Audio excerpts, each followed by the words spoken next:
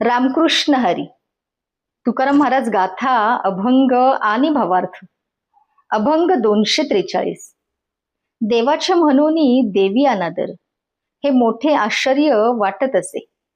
आता एरा जना म्हणावे ते काही, जया भार डोई संसाराचा. त्यजुनी संसार अभिमान साठा, जुलूम हा मोठा दिसत असे. तुका म्हणे अळस करुनिया साहे, बळे कैसे पाहे वाया जाती. या अभंगाचा अर्थ असा आहे की केवळ आम्ही ईश्वराचे दास किंवा भक्त म्हणूनच हे लोक देवाच्या ठिकाणी अनादराची भावना दर्शवितात.